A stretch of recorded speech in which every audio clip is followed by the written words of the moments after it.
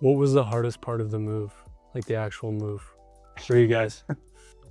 I'd say probably the move itself. Okay. The move out. would turn the power off prematurely.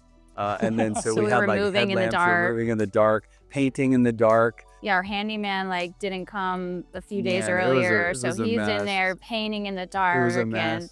It was really, really funny because at the very end of the move, it was 2:30 in the morning, and we had this big, huge box in the back of my truck, so much trash, so like full of nowhere to trash. put it. and we had all this stuff piled up in front of our house that we put on Facebook Marketplace for free. And this guy pulls up in this little van at night, and he's like he's got a cell phone charger, and he's like tying it to like the back of the truck to hold in the furniture.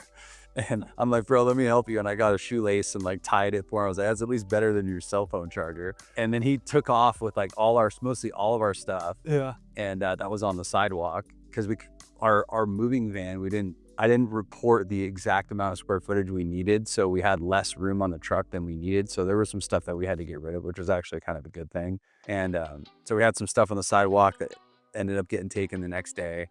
And then it was funny, we had this big box of trash, and we went to go sleep at my folks' house that night.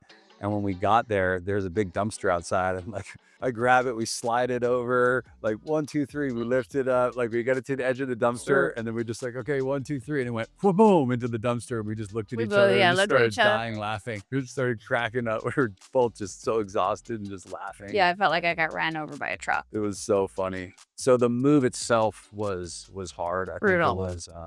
I think, I underestimated what the move would be like. But once we were in the car and once we were driving out, it was just a drive that I'll remember for the rest of my life. It was easy. It did. Drive was It great. seemed like it was going to be like a very long, hard trip with the kids, but it went by so fast. We had a great time.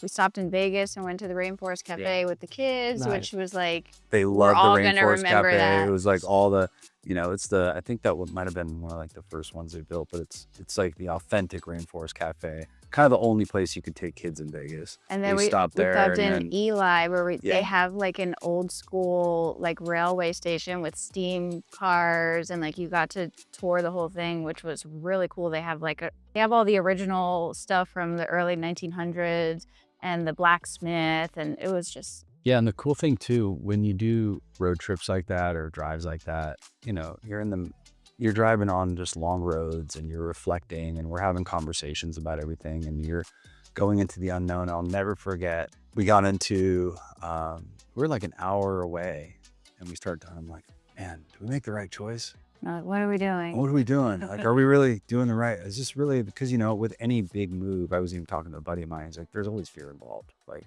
there's always going to be fear, but to be courageous, you have to be afraid.